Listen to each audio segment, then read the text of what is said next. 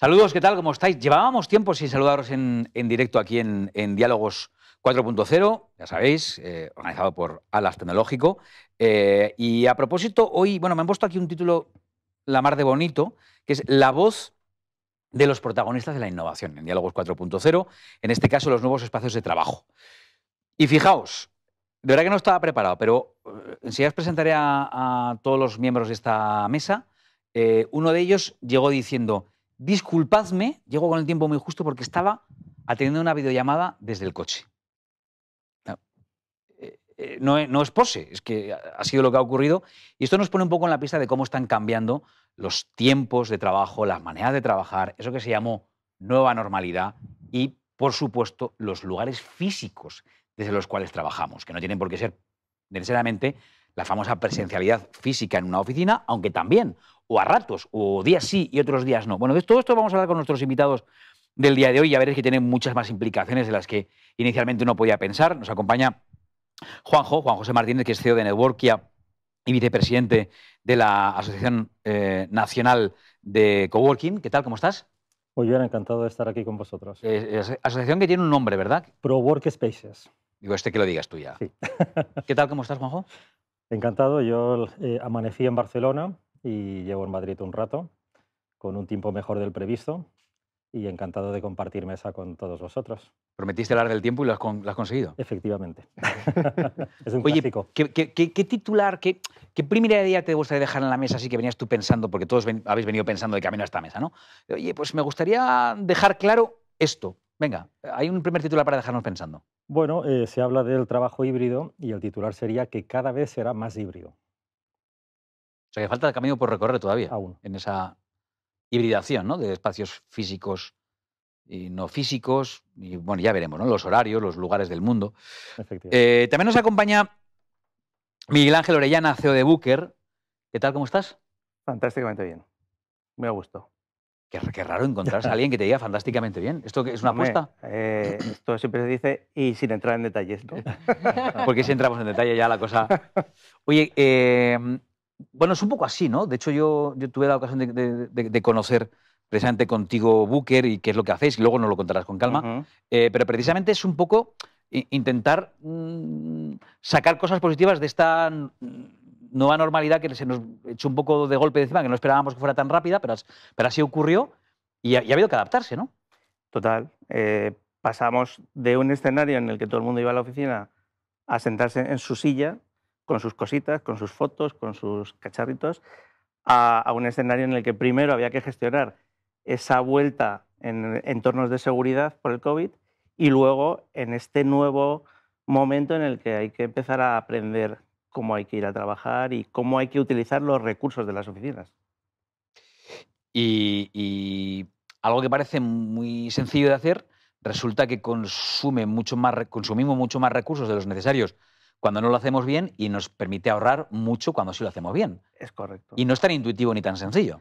No, o sea, nosotros siempre decimos la tecnología, en nuestro caso, que somos los tecnólogos en esta mesa, la tecnología es un facilitador, pero si no lo acompañas de políticas para hacer un buen uso de la misma, pues estás invirtiendo en algo que no te está generando un beneficio, pero si lo haces bien, te va a generar mucho beneficio, claro.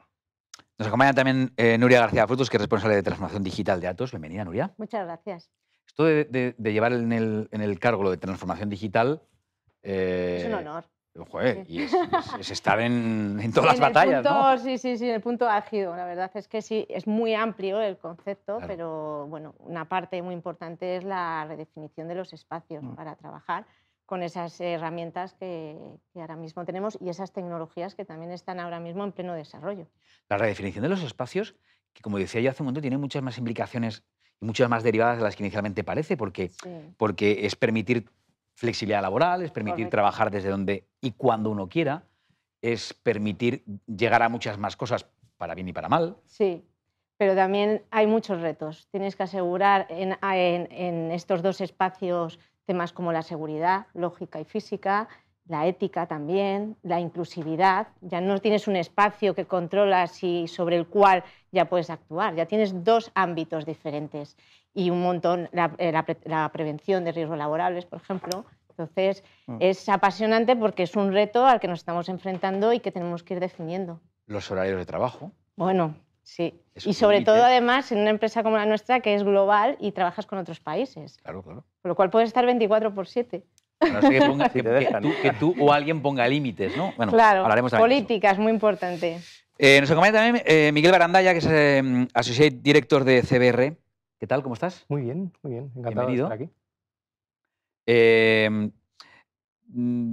Un titular, una idea que venías pensando de cambio. ¿Hay algo que quiero dejar claro en este Claro. debate? ¿Qué te gustaría poner sobre la mesa? Pues yo creo que un poco ya está por ahí hablándose, ¿no? Pero con toda esta transformación constante, yo creo que es una oportunidad muy grande para todos, para los empleados, para las compañías, para toda la sociedad en general, ¿no? Para la sostenibilidad, que tan importante es ahora.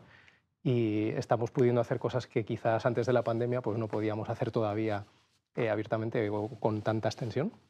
Así que yo creo que es un reto interesante. La Interesante vertiente para todos. de la sostenibilidad es muy, muy importante. Aquí nos permite, ¿verdad?, ser más eficientes en el uso de los recursos al final, ¿no? Efectivamente. Y también tener una trazabilidad de cada uno de los...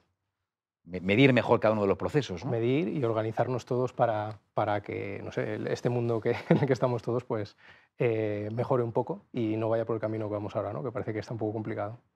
Pues también habrá tiempo para hablar de esa vertiente que nos ponía sobre la mesa. Miguel, y también, y así terminamos de presentar este capítulo de presentaciones con Alberto Blanco, que es el responsable de Personas y Cultura de España y Latam y Latinoamérica de UST. ¿Qué tal? ¿Cómo estás? Pues encantado de estar aquí con vosotros. No voy a decir quién era el de la videollamada, ¿o sí? No, ni lo he hecho ni lo volveré a hacer. Bueno, quizá en tu caso, ya en el propio cargo que acabo de leer, está un poco implícito parte de lo que estamos hablando. ¿Cómo se puede ser responsable al mismo tiempo de lugares tan diversos en el mundo, tan dispares, ¿no?, con tanta lejanía en el planeta como es España y Latam? Bueno, pues quizá porque uno puede estar en una videollamada hace un momento y ahora en esta conversación presencial, ¿no?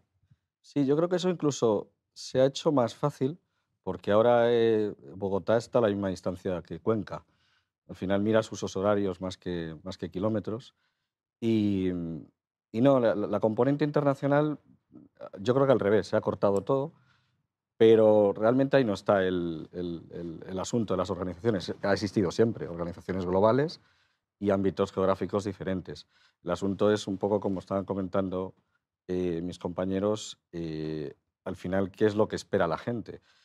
Y yo lo que cada vez percibo más en nuestro sector, que obviamente es un sector que en algunas cosas es el salvaje oeste, como es el mundo tecnológico, se está dando la vuelta al concepto de flexibilidad, que hasta ahora era como un objetivo, ¿no? Tenemos que conseguir flexibilidad y ahora ya no es un objetivo, es un medio, la flexibilidad y todas las herramientas asociadas para conseguir la libertad de cómo, dónde, cuándo trabajo, siempre ejerciendo la responsabilidad, sobre todo la gente más joven. Entonces, a mí es lo que más me llama la atención, que la flexibilidad se ha quedado ya no como un objetivo para las empresas, sino una manera de asegurar a la gente que lo demanda, tener libertad para hacer su trabajo, cómo, cuándo y donde quieran. Sí, la flexibilidad ya no es un plus, sino es una commodity. O somos flexibles o, Exactamente. tanto por el lado de la empresa como por el lado de los trabajadores, algo no va bien. Mirad, me gustaría empezar por un proceso que no sé si compartís todos, que creo que está sucediendo durante los primeros momentos de la pandemia, que ahora ya parece que no está tan lejana, pero no hace tanto. Nos descolocó un poco a todos, trabajadores y empresas. Luego hubo quienes se adaptaron muy rápido y enseguida supieron aprovechar la oportunidad, quienes tardaron más, pero al final del proceso todos, no quedó más remedio, pusieron herramientas sobre la mesa para el teletrabajo, ¿no? Para facilitar el teletrabajo. Bien. Pero pasó un proceso a la vuelta de eso. Y es que ha habido empresas que han entendido que esto ha venido para quedarse, expresión que también ha venido para quedarse, y quienes inmediatamente han vuelto a los vicios de toda la vida de la presencialidad, de pasar horas en el trabajo, de si no estás sentado en la mesa y yo cuando paso no te veo sentado en la mesa, es que no estás trabajando. Entonces, no sé si compartís conmigo que hay empresas que inmediatamente se han adaptado a esa modernidad y quienes, sin embargo, están en una involución, en una vuelta al pasado y que podemos decir que no han entendido nada o no han entendido gran parte de lo que ha pasado. No sé quién quiere empezar en esta pregunta que os... Venga, Juanjo. Bueno, La verdad es que no hay reglas fijas. No hay reglas fijas. O sea, ni la presencialidad total ni el teletrabajo total. Por eso decía lo de la hibridación. Y esta hibridación dependerá de la actividad de la empresa y dependerá también de la actividad de cada una de las personas de la que realizan. ¿Se irá más a la presencial o se irá más al teletrabajo dependiendo de estas características? Pero no existe un 100% y el gran reto que supone gestionar esto es precisamente para los managers, para que cada uno se adapte a su máximo rendimiento en una actividad o en otra, en un formato u Claro, otro. es obvio que hay funciones que no se pueden desarrollar en remoto, ¿no? Y hay veces que hay que estar presencialmente, ¿no? Claro, yo hablaba de situaciones en las que evidentemente es posible tener un trabajo híbrido, unos días de la semana trabajar, porque estamos de acuerdo en que conocerse y hacer equipo es necesario, pero otros días no. Eso tiene mucho que ver con la retención del talento. También, sí. Sí, sí. Todo. Totalmente. Hombre, lo que pasa es que en todo Nuria. este proceso es importante el cambio, el mindset. Es muy importante. Entonces, en una empresa, por ejemplo, como en Atos, que veníamos ya teletrabajando hace tiempo y ya teníamos las herramientas implementadas, el hacerlo extensible en la proporción que tenemos ahora fue sencillo. Pero si tú vas a una empresa en la que no tienen las herramientas ni tienen esa cultura, tienen que pasar todo ese proceso. Y eso es muy complicado. Y necesitan además guía y ayuda. Porque esto lo estábamos comentando antes, es prueba y error. Es decir, yo veo ahora, para irme al centro de la balanza y no estar en los extremos, veo ahora si esto me va funcionando. Y esas empresas que tienen que recorrer ese camino a veces encuentran tantos obstáculos que pueden desmotivarse. Y entonces dicen, pues yo me voy a lo conocido. Y entonces es un gran reto lo que tienen esas empresas para recorrer ese camino e ir a un modelo que, como ya comentábamos, ya no es un valor añadido, sino que es algo que ya se espera.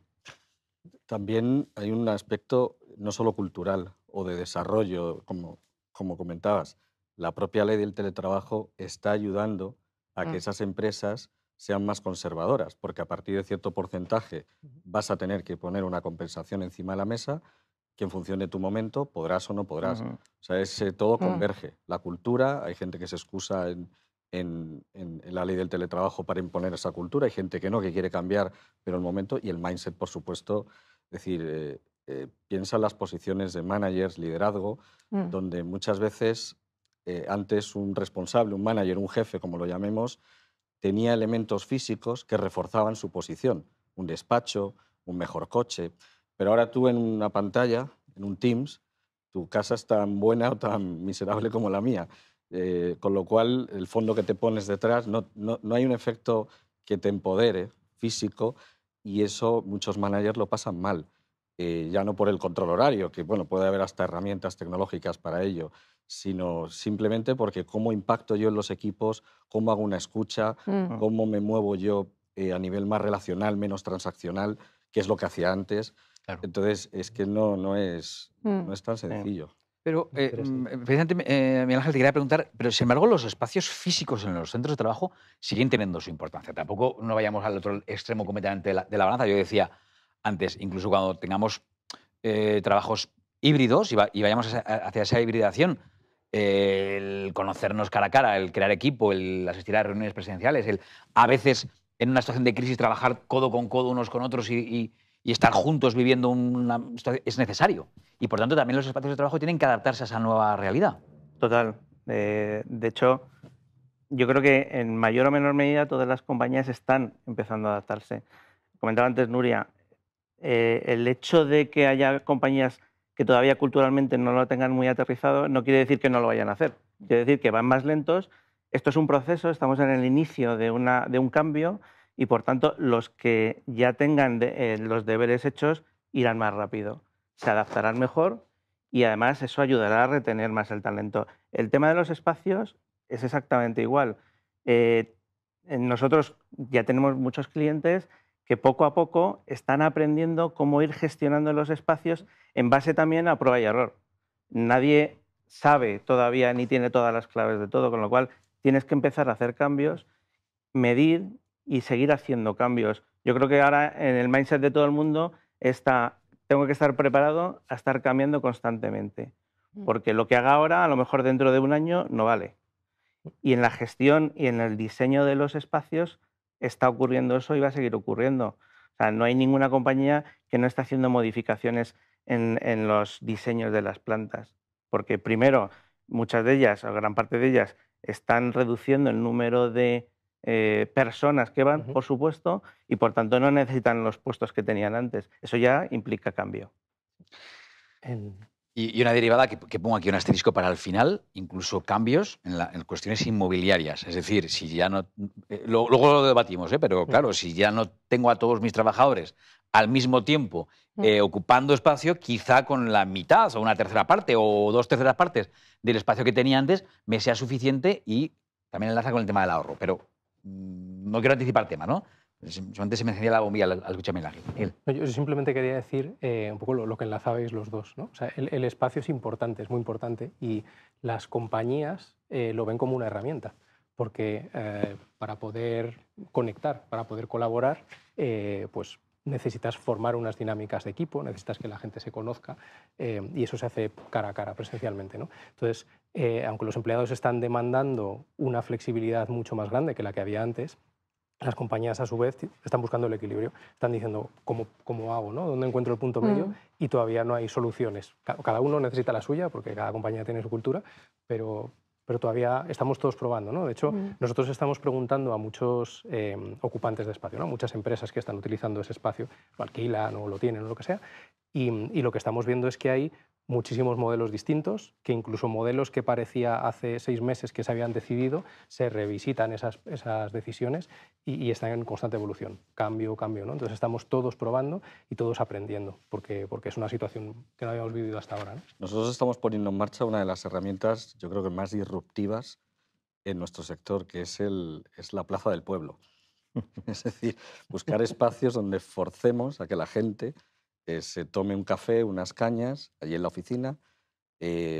Concepto de plaza de pueblo, de reunirse, porque de otra manera o sea, decir, herramientas podemos tener muchas, los espacios los rediseñamos, pero si no creas ese motivo, si no das motivos para que la gente esté allí, da igual, no van. Entonces, es curioso, la plaza del pueblo, en nuestro caso, nuestra empresa, vuelve a ser un trending topic, de que la gente se junte en 10 o 500, pero que se junten y que hablen. Como una ágora, efectivamente. Sí, un concepto de ágora. Sí, al final el espacio físico no va a perder importancia, va a ser el complemento en ese modelo híbrido.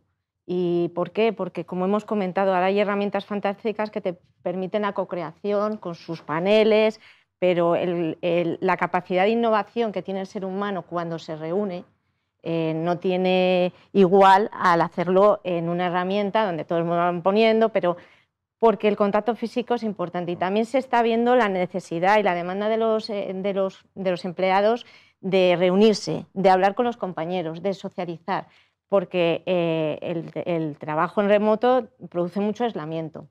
Entonces, el trabajo va a cubrir unas necesidades, pero en esa línea hay que redefinir el espacio. Qué interesante, además, oíros hablar, ¿no? Que vais complementando cada una de vuestras ideas.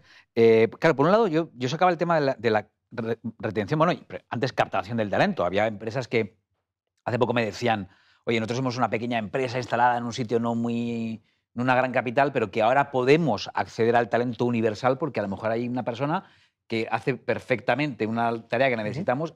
Hasta ahora no podíamos competir, pero ahora sí, ahora podemos decir, oye, puedes trabajar en remoto desde cualquier parte del mundo, y entonces podemos captar talento y luego retenerlo, porque ya los más jóvenes nos piden como parte de los requerimientos para trabajar con nosotros, no solamente un tema de remuneración, sino trabajar 3 o 4 días a la semana en remoto o permitirme trabajar a resultados, pero puedo estar perfectamente trabajando, tirando código, como dicen ellos, desde la piscina de un hotel en Bali, y no hay problema y no me tengo que esconder porque es mi modo de vida, ¿no?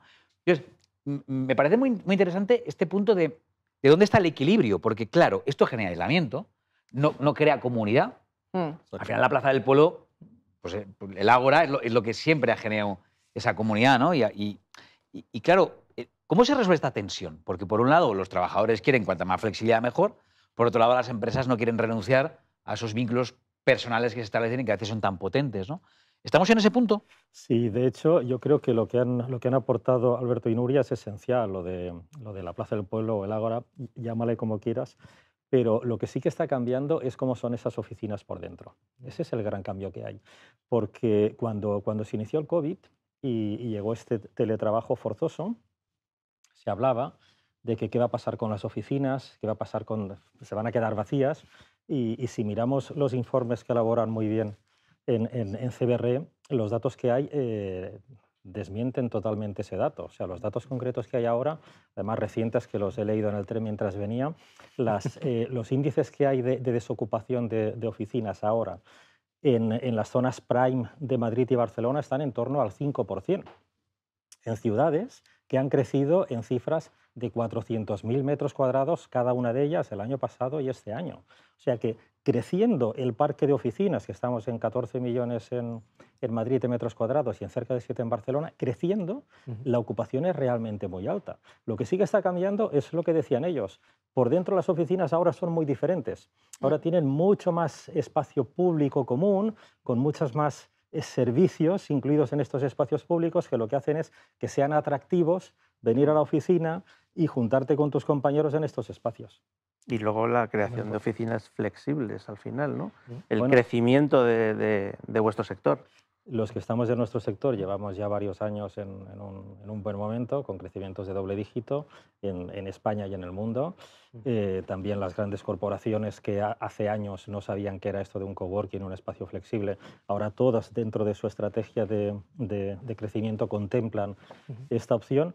Y lo que yo creo que hemos aportado también los espacios flexibles a cualquier corporación es que nosotros ya llevamos años haciendo estos diseños internos muy atractivos para que efectivamente fuera un lugar atractivo para llevar a tus equipos.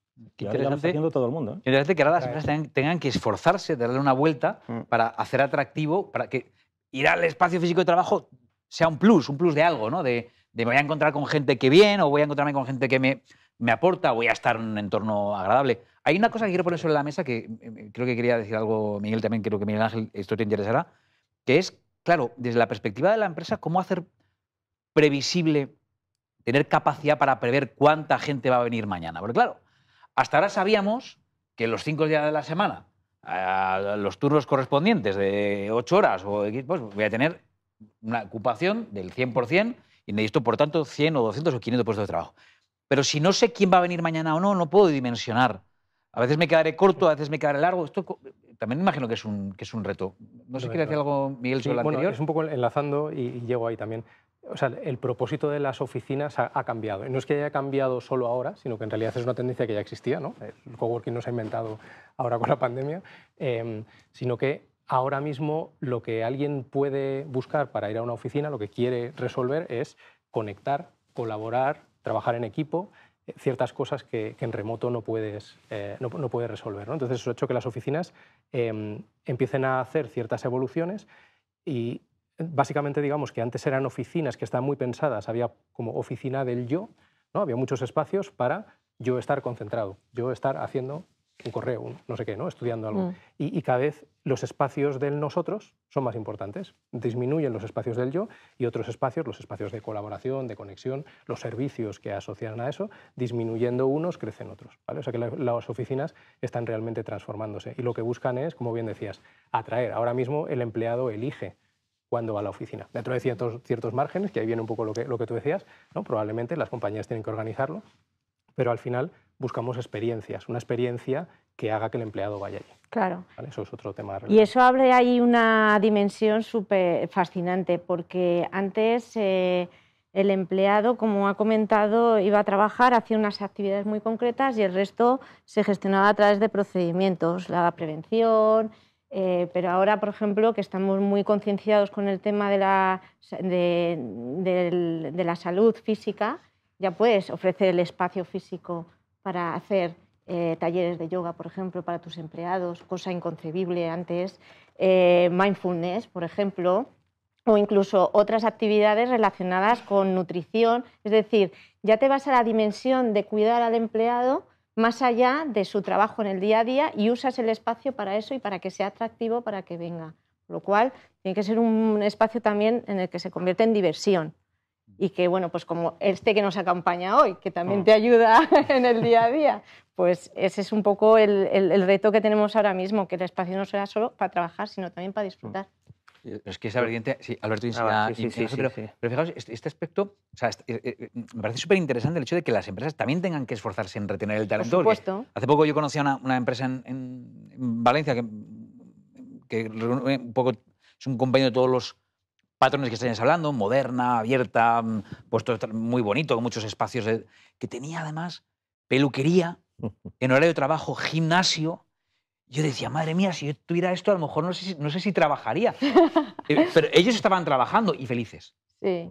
Y en horario de trabajo, oye, pues mira, voy a aprovechar para ir a retocarme un poquito el pelo porque es mi horario de trabajo y puedo, mientras a lo mejor atiendo el teléfono o espero a... En fin, no sé. Y una de las cosas que estaban poniendo en marcha era todo el tema de nutrición, salud, ¿no? Emocional, sí. Y ese espacio común, ese ágora donde la propia empresa te invita a comer productos saludables porque estaban allí a disposición y me parece súper interesante. Es que al final es lo que ha comentado, la experiencia emocional. Ya los convertimos en un espacio de experiencia y para ello hay que poner los sentidos, las emociones. Ya no es un espacio con una mesa, con un ordenador y con una pantalla. Te tiene que acompañar el espacio. Y bueno, pues eso es realmente el reto que tenemos ahora, hacer ese espacio. Alberto. De nuevo aparece aquí la cultura, es decir, el poner una peluquería puede ser un elemento bueno o malo, porque si no hay cultura de que a las 12 de la mañana puedas ir a cortarte el pelo y se te va a ver mal, tienes un problema. Había una empresa, que no voy a citar, que salió en televisión cuando crearon ese concepto de peluquería, guardería, de todo, ¿no? Y el señor que estaba enseñando, en un programa de Telemadrid, creo, que estaba enseñando la cosa, le preguntó la periodista, dice, ¿y cuál fue el servicio más demandado por los empleados para poner aquí? ¿Peluquería, guardería? Y dijo, una administración de loterías. Es decir, se estaba poniendo una jaula de oro, pero si culturalmente no acompaña, claro, la gente dice, ¿para qué si no voy a poder ejercer esto, ¿no? Porque está mal visto. O sea, que es más fácil ponerlo tangible en marcha, una peluquería, tal, que cambiar la mentalidad no en un PowerPoint, sino en el día a día, lo que se habla. Y luego que no todas las compañías son compañías muy grandes que tienen la posibilidad de hacer todas estas cosas. Claro. Que aquí, bueno, cada uno en su medida y en su tamaño tiene que saber gestionar este cambio, ¿no? Una empresa de 100 personas no puedes plantear hacer este tipo de cosas porque, de hecho, no hay ningún recurso dentro de la compañía que esté centrado en aterrizar esto. Entonces, las tienen que apañar como sean, ¿no? Volviendo a tu pregunta inicial, el cómo vamos a saber qué espacios vamos a necesitar en el futuro, y yo abro aquí el melón también, medir. O sea, aquí o somos capaces de medir lo que está ocurriendo o no vamos a ser capaces de adelantarnos al cambio, porque lo peor que puede pasar es que vayas a remolque siempre de lo que te están demandando los empleados o la sociedad, ¿no? Y aquí es importante, y tiro ya me vendo, es las herramientas, ¿no? Son las únicas que son capaces de dar la información para medir, pero si las herramientas no se utilizan bien, la medición va a ser errónea y las decisiones van a ser erróneas, ¿no? Entonces, al final es todo muy enlazado y hay que enfocar en todos y cada uno de los puntos, porque si no, si dejas uno fuera, estás perdido. Ya que hablas de venderte, yo tengo la ocasión, además de visitarlo para hacer un reportaje, de conocer qué es lo que hace Booker, pero cuéntaselo a nuestros espectadores que nos están siguiendo brevemente, cómo conseguís medir la ocupación de los espacios de trabajo y de ahí sacar patrones y tomar decisiones, ¿no? De cuál es la dimensión que debe tener bueno, aquí dentro de toda la transformación digital, y Nuria aquí es la experta de las organizaciones, en el caso de justo la gestión de los espacios, ahí es donde entramos nosotros. Pero es importante también entender que esta gestión de espacios ahora mismo está asociada a un cambio de procesos de todas las compañías. O sea, tú no puedes llegar y poner una gestión de un puesto de trabajo si no lo tienes interiorizado a nivel de organización y no lo tienes interiorizado también a nivel de cultura. porque pueden pasar cosas que ocurren que no se utilice, como decía, ¿no? Nosotros, ¿qué es lo que hacemos?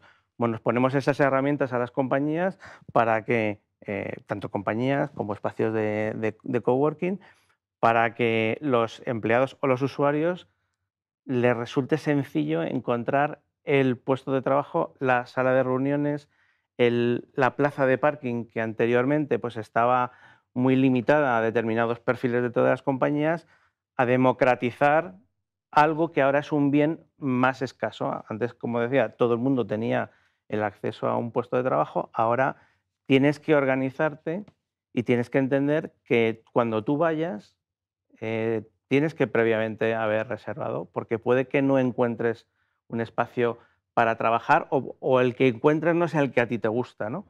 Entonces, todo eso, al final, va a generar unos nuevos Para un momento, procesos. fíjate, venimos de un mundo en el que tú tenías, fueras o no tu puesto de trabajo, tú tenías tu mesa con tus cajones, donde guardabas tus cosas, como tú dices al principio, con la foto de familia y con el primer cajón un trocito de chocolate que es tuyo y que nadie te quitaba.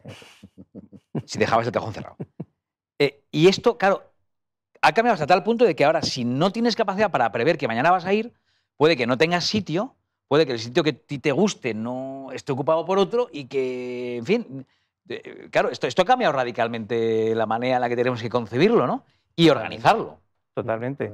Y gestionarlo, porque eso Claro. genera ansiedad en el empleado, gestiona Eso. miedo y, bueno, pues todas esas emociones repercuten negativamente. Entonces, todo eso es esa flexibilidad de la que hablamos y esa libertad, que por ejemplo a mí me encanta, pero hay gente que todavía me pregunta, ¿pero dónde voy a dejar mi taza del café? Digo, pero si tú solo vas 2 días, ¿para qué quieres ya una taza del café? Si tenemos el comedor. Entonces, ese paso hay que gestionarlo para que esa persona se sienta cómoda con otro paradigma, que no es el anterior. Es muy curioso. Los seres humanos son un ser muy territorial, ¿eh? Te digo que al final hemos ido quitando espacios de esa intimidad. Sí. Al final la taza de café hay que tener un sitio para tenerla, aunque sea poniéndole tu nombre debajo, porque si no hay taza de café es como que uno no pertenece a un sitio, ¿no? Sí, es correcto, pero bueno, hay que buscar la vinculación con el De espacio de plástico otra para manera, tirarla ya. después. Sí. Perdón, de papel. No, perdón. Perdón. No, hay cosas que están pasando y un cliente importante nuestro grande dice, tenemos una casuística ahora muy particular y es que hay mucha gente que está en la oficina entrando en las conferencias por el ordenador en vez de gestionar una sala de reuniones para tener las reuniones ahí. Entonces, de hecho ya hay un intento de política interna de decir, oye, si estás en la oficina, reúnete en una sala de reuniones que para eso están. No te pongas a hacer un teletrabajo desde la oficina. Ocurre mucho. Eso está pasando y hay que... Es que todo esto es prueba y error, como hemos comentado, es todo agile y es sobre todo medir, porque en función de los resultados tú vas readaptándote. Y esto está ocurriendo. Ahora van a la oficina y el otro día en una mesa todos conectados a la misma reunión. Oiga, pero váyanse. Entonces, tienes que ayudar al ser humano a que vaya readaptándose y para eso tienes que guiarles con políticas o con formaciones. La formación es súper importante para ayudarles. No es solo te suelto un documento y ya. No, vamos a hacer talleres para que entiendas. Entonces, todo eso es lo que ahora hay que ir definiendo. Ya hemos vivido esto antes, con otras herramientas, cuando surge el email, hace ya unos cuantos años, una herramienta maravillosa que se convierte en un instrumento para conectarnos, nos aferramos a él y durante años con el email se han gestionado proyectos muy grandes, cosa que es una aberración, hasta que alguien le... Sigue ocurriendo, ¿eh? Y sigue ocurriendo.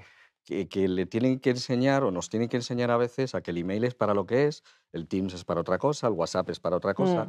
Entonces, ahora hemos pasado de un extremo en el que teníamos que estar todos en una sala a que todos podemos estar con nuestro Zoom o nuestro Teams y el compañero está en la mesa de al lado. La formación, como dice Nuria, es fundamental. El llevarlo al absurdo, el llevarlo pues, casi a un sketch de José Mota, donde se vea lo absurdo que es que estás a 10 metros separados por un muro y hablando por una pantalla, para que la gente vea lo que es fácil de entender racionalmente, pero del cambio de mentalidad muy complejo. Oye, con WhatsApp en las familias pasó algo parecido, que tenías a los hermanos o a los padres hablando con los hijos a través de WhatsApp. O sea, oye, que nos está yendo un poco la pinza, puede ser. Exacto. ¿No? A no ser que vivas en una casa muy grande, que cada día es menos el caso, ¿no? Pero es verdad que las herramientas y el mail es un ejemplo fantástico. Aún a día de hoy Yo sigo viendo proyectos que van muy lento porque precisamente no están bien utilizados, ¿no? Hay otras herramientas mucho mejores para eso. Pero esto me pone en la pista de otra cosa que también es, para bien y para mal, genial, ¿no? Que es el ser humano. El ser humano es maravilloso. O sea, yo no había caído en la cuenta, ¿verdad que lo contáis? Pues lo estoy viendo. Es decir, estábamos trabajando siempre presencial, luego nos fuimos al teletrabajo y ahora resulta que hay un proceso, imagino que nadie pensaría que va a suceder, que es gente trabajando desde el lugar de trabajo, pero como si estuviera teletrabajando. Claro, el factor humano al final es que es el que, y enlazo con lo que decía Nuria al principio, es la cultura empresarial al final, ¿no? Correcto. Y Y antes la cultura la tenías muy controlada porque tu espacio transmitía tu cultura. Ahora ya cuentas con otro espacio al que no tienes acceso. Por lo cual, ahora mismo la cultura es un ente por definir. Porque ya no solo lo puedes transmitir a través de... Tenemos compañeros que tienen 100% teletrabajo. ¿Cómo transmites la cultura de la empresa a esas personas? Y eso es también apasionante y es ahora lo que estamos dándonos cuenta. Tenemos que definir ese modelo híbrido que no solo va al espacio, fundamental, la cultura y las personas. Las personas es que es el motor de una empresa, por lo cual... hemos hablado, sacaba Miguel Ángel el tema de los datos, ¿no? De la medición. Imagino que al final seguiremos hablando del tema, pero eso me enlaza con algo que a Miguel también le interesaba inicialmente, ¿no? Que es la capacidad que tenemos para contaminar menos. Porque si podemos medir, si podemos ajustar las necesidades a la oferta, pues también podemos ser más eficientes en el uso de los espacios, en los recursos disponibles, etcétera. Este es un proceso que estáis notando que se está produciendo, más allá de que también hay un elemento nuevo, que es que hay más conciencia medioambiental, evidentemente. Esa es la clave. O sea, todas las compañías están adquiriendo unos compromisos a nivel sostenibilidad, ESG, digamos, ¿no? También a nivel social y de gobernanza, que están mucho más allá de lo que veíamos antes de la pandemia. O sea, el nivel de conciencia ha sido tan grande que ahí sí que el acelerón ha sido enorme. Yo creo que todos lo estamos viendo.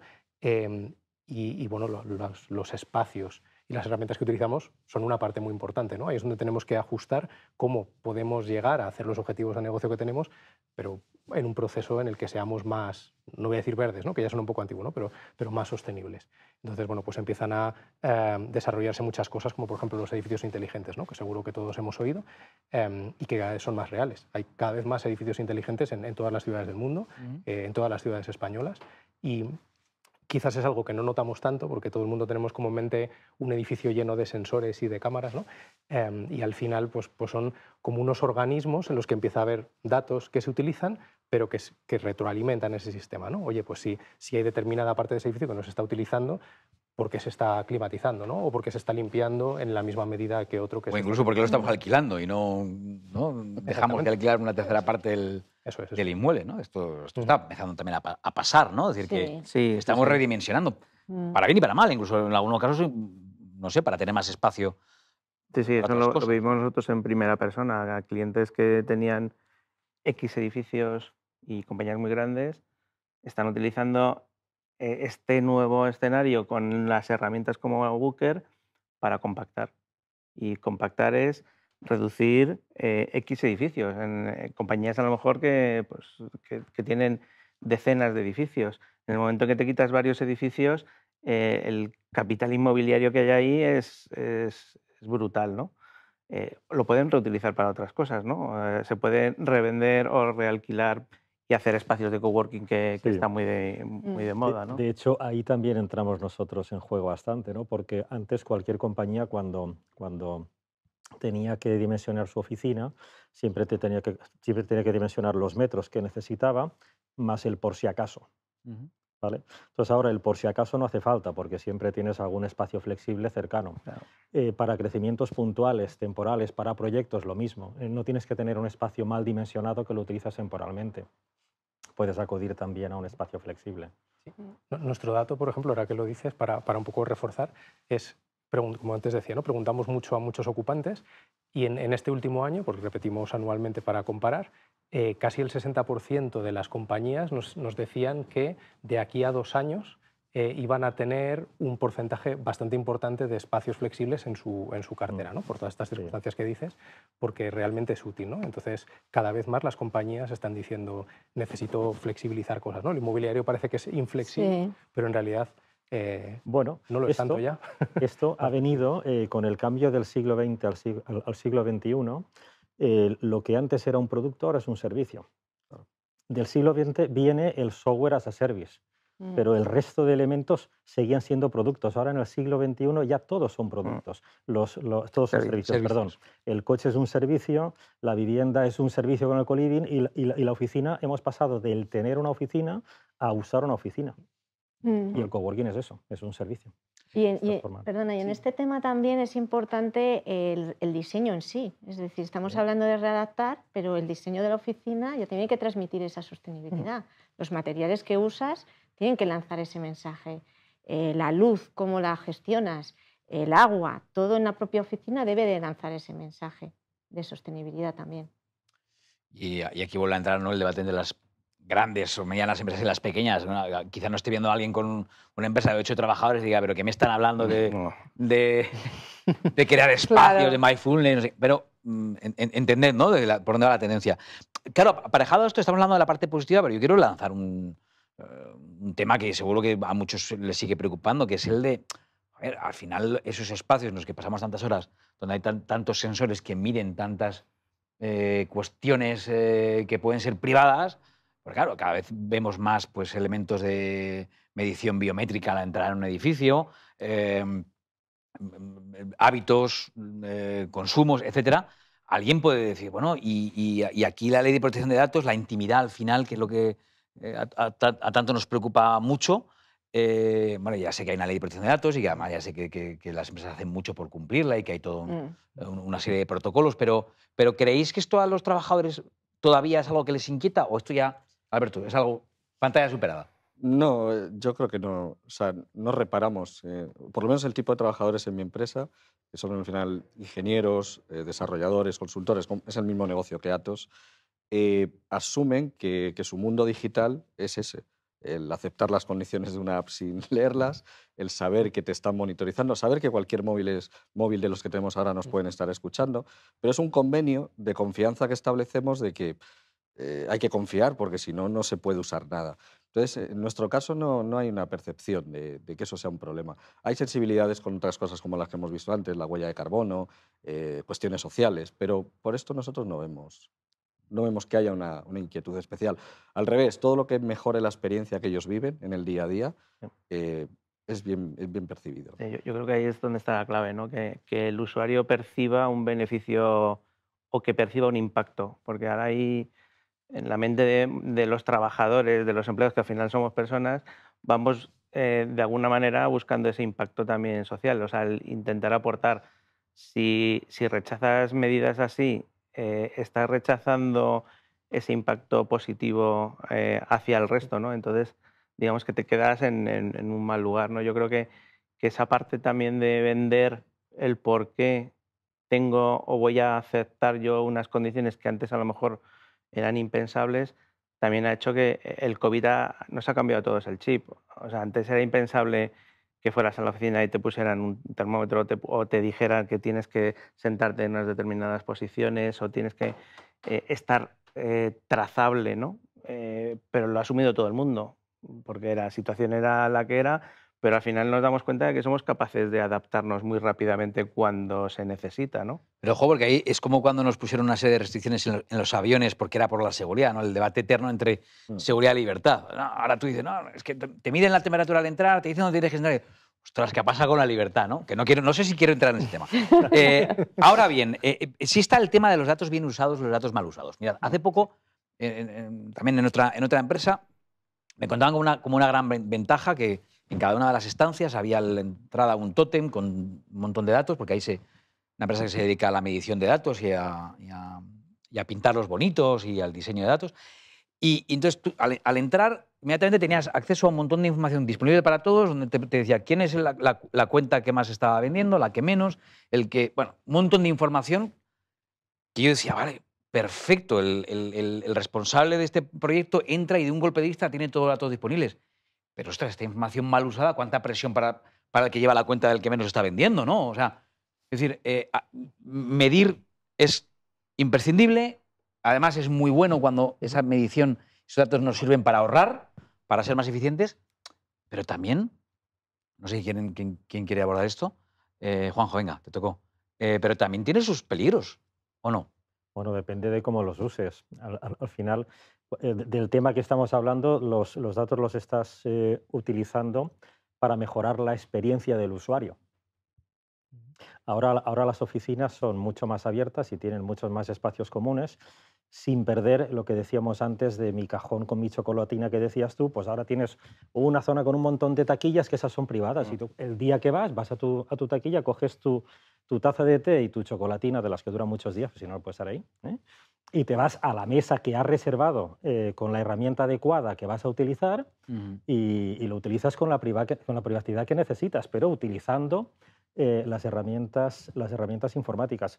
Eso te da bien medido un dato de uso de qué zonas se utilizan más, qué zonas se utilizan menos, qué tipo de mobiliario o de espacio, qué tipo de espacio se utiliza más, qué espacio se utiliza menos.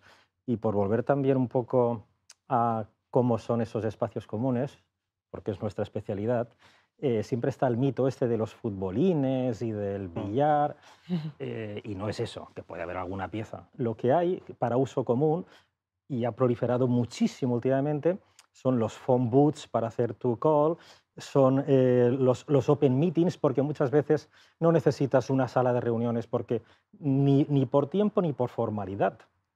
Con un espacio semiabierto con sus elementos de insonorización adecuados es muy rápido, pero tienes que medir cuánto se usa este espacio, este phone booth, para saber si necesitas más, si necesitas menos.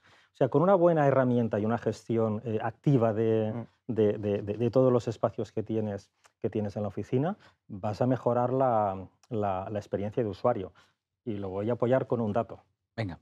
Los que somos viejos en el sector, llevamos muchos años con esto, la figura de nuestro cliente que contrataba las oficinas hace años era el director financiero.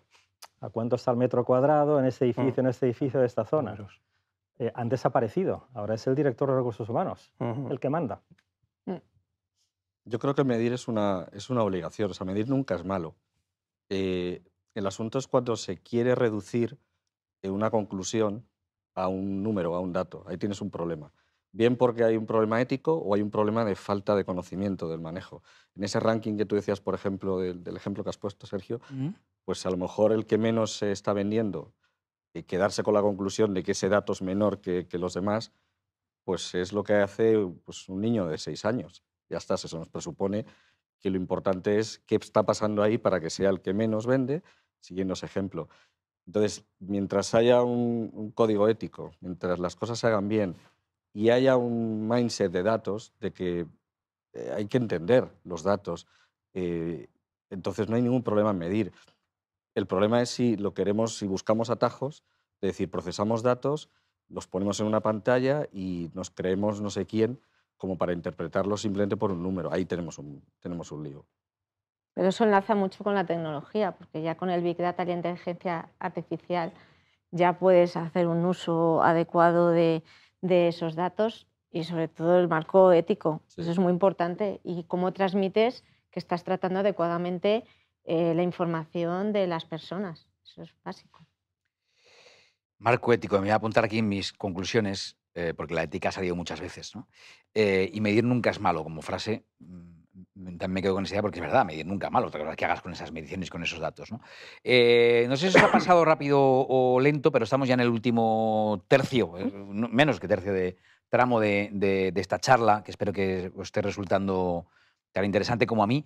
Os voy a pedir, en el orden inverso al que empezamos, porque seguro que hay quien nos está viendo, pues como decía yo antes, seguro desde pequeñas y medianas empresas, el 99%, más del 99% del tejido empresarial español es mediana y pequeña empresa, o sea, tenemos una alta probabilidad de que nos esté viendo, lo esté dando desde sus entornos, y digan, vale, pero todo esto que me estáis contando está muy bien, pero no sé si es extrapolable a mi propia situación personal. Bueno, imaginemos que alguien se está haciendo estas preguntas de cómo tiene que ser su espacio de trabajo, cómo adecuarlo a sus necesidades reales, cómo ser eficiente, cómo tener respeto por el medio ambiente, cómo ser éticamente responsable con la información de su empresa. Y todo lo que hemos hablado aquí, pero que tiene que empezar, de cero, que tiene que empezar a construir. ¿Qué consejo le daríais? Si es que ahora no me digáis aquello de yo no soy nadie para dar consejos. Sí, sabéis mucho el tema. Venga, por ti empieza, Alberto. ¿Te refieres en cuanto a diseñar un modelo de trabajo híbrido? ¿Tú por dónde empezarías? Bueno, pues lo primero conocerse, conocer cuál es la cultura, por supuesto tu estrategia de negocio, tener claro eso, cuál es hacia dónde te mueves y conocer lo que eres en cuanto a la cultura. Y a partir de ahí, algo que a nosotros nos ha funcionado, y yo creo que no es una cuestión de tamaño, somos 1000 y pico en España, pero no es una cuestión de tamaño, puede servir para empresas más pequeñas, es evitar el debate de si se trabaja mejor en pijama en casa o en la oficina, porque no hay debate. En casa se está más cómodo. La cuestión es cómo dar libertad a los equipos a que se autoorganicen en función de la responsabilidad con el cliente, que es el que paga al final las facturas, la responsabilidad con el propio equipo, las dinámicas, con la interacción con otros equipos y las necesidades personales de cada uno. Si eso se hace, ya le estás mandando un mensaje a la gente de que yo no te digo cómo tienes que trabajar, sino que te dejo la libertad para que tú te organices, con una responsabilidad. Y eso vale para equipos de 50 como para equipos de 5.000. En equipos de 5.000 es más grande luego aunar todo eso y necesitas herramientas, como decía antes Miguel Ángel. En equipos más pequeños es mucho más fácil. Y a partir de ahí, solo que la gente se sienta que le has dado la libertad para ejercer esa responsabilidad es un elemento de cambio, de progreso, ya no tecnológico ni empresarial, simplemente vital para las personas, que no depende del tamaño. Y eso exige que obviamente la cultura lo permita. Y la cultura en este tipo de empresas más pequeñas recae en buena parte en el equipo directivo o en la propiedad. Entonces, si se hace esa concesión, esa renuncia, esta forma de autoorganización, es desde luego un acelerador brutal. Aparte del chiste de que el tamaño no importa, muy interesante la cuestión de la confianza que has puesto sobre la mesa. Es decir, al final los trabajadores de una empresa, los miembros de una organización, sientan que la organización confía en ellos. O sea, te doy a ti la responsabilidad de decidir cómo quieres trabajar y a partir de ahí, pues veremos los resultados, ¿no? Por cierto, no hay debate sobre cómo se trabaja más cómodo en pijama, pero no sé si mejor. Porque hay algo en las redacciones de los medios de comunicación hay algo que es absolutamente insustituible. No hay nada que te lo pueda mejorar, que es estar escribiendo tu reportaje y que llegue un compañero por detrás y te diga, pues ¿sabes qué música le iría estupendo? La de una canción que jamás te habría ocurrido y que forma parte de eso que pasa tanto en una redacción, que llega un compañero, como que no quiere la cosa, ve lo que estás escribiendo y dice, pues yo hablaría con no sé quién. Y te resuelve el reportaje, ¿no? Seguimos en este orden mismo. Sí. Miguel, ¿tú qué consejo darías si alguien se lo está planteando? Lo primero que haría es todo lo que has dicho, Alberto, tal cual, porque creo que está muy acertado, ¿no? Entonces, por añadir algún elemento diferente, sí, por supuesto, empezar por conocerse. Yo creo que eso sí que está muy claro, ¿no? Independientemente de si eres grande o pequeño, tienes que conocerte y dar tu respuesta.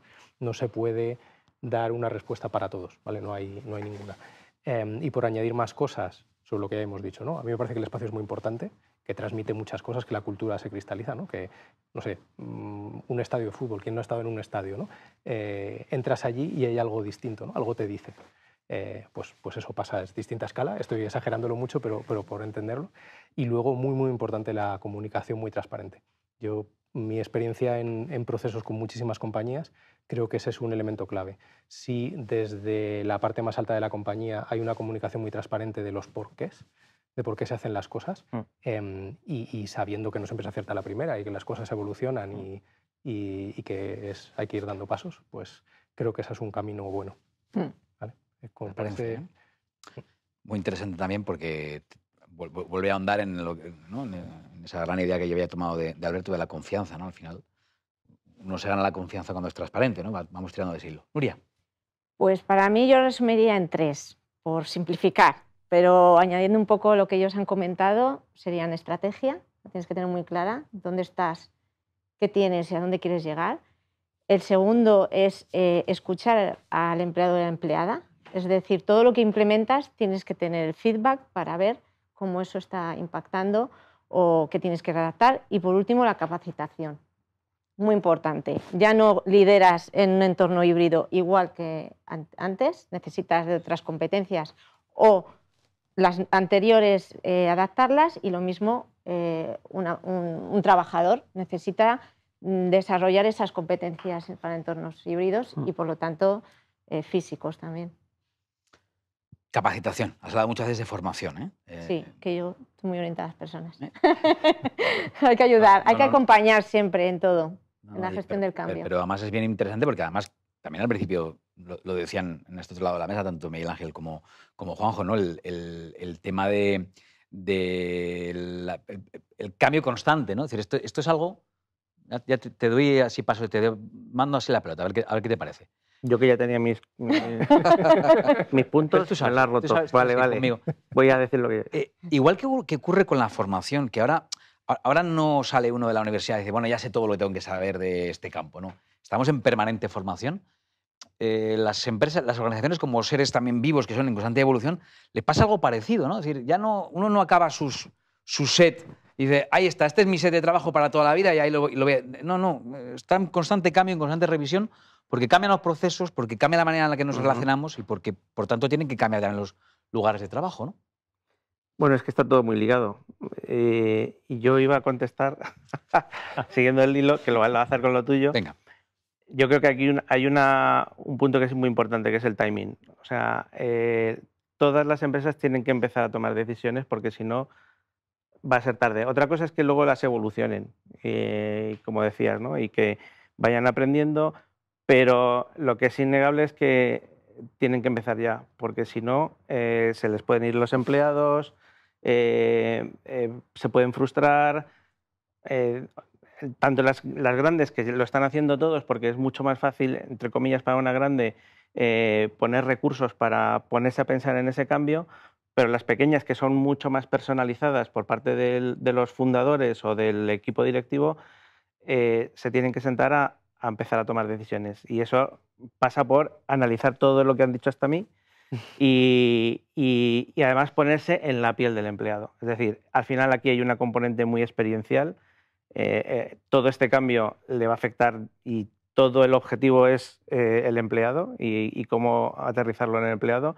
Y desde la parte cultural a la parte más tecnológica de te voy a poner una herramienta para que mejore tu trabajo, mejore tu forma de trabajar, hasta eso es clave. O sea, yo no puedo tomar una decisión de, como empresario, poner una herramienta sin que previamente haya entendido y haya aterrizado el porqué de esa herramienta y cuál es la forma óptima de que los empleados vayan a hacer uso de ella. Si no se hace así, pues pasa lo que está pasando en algunas compañías, que dice, bueno, es que he puesto esta herramienta, no se utiliza y me estoy planteando si volver al escenario anterior. Error. No, lo que tienes que ver es por qué no se está utilizando para dar el siguiente paso, ¿no? Y yo creo que esa es la clave. Te he respondido, ¿verdad? Sí, no, bueno, me respondiste me diste un pase de pecho rápido, pero luego lo que has contado me parece súper interesante, sobre todo esa tentación que imagino que tenemos todos cuando las cosas no están saliendo de entrada como pensábamos, que es lo de recular, ¿no? Y no se trata de recular, sino de aprender de, bueno, aquí hay algo que no está saliendo del todo bien, no sé exactamente qué, pero quizá esta primera sensación de, pues vuelvo al punto anterior, casa. No, analiza los procesos, entiende que está fallando mal, que está fallando, que está saliendo mal y trata de solucionarlo.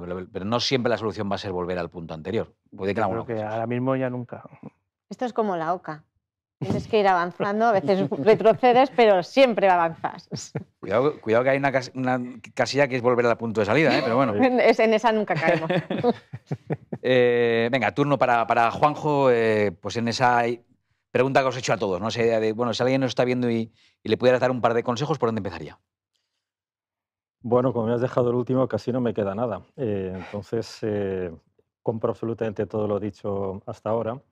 Y por añadir una cuarta, que decía Nuria, es sentido común. Al final, cada empresa tiene su cultura y esa cultura es la que la ha llevado a estar donde está. La transformación y la evolución tenemos que es una obligación que tenemos todas las empresas, pero con sentido común, al paso adecuado, con la estrategia adecuada, con las mediciones adecuadas, sentido común.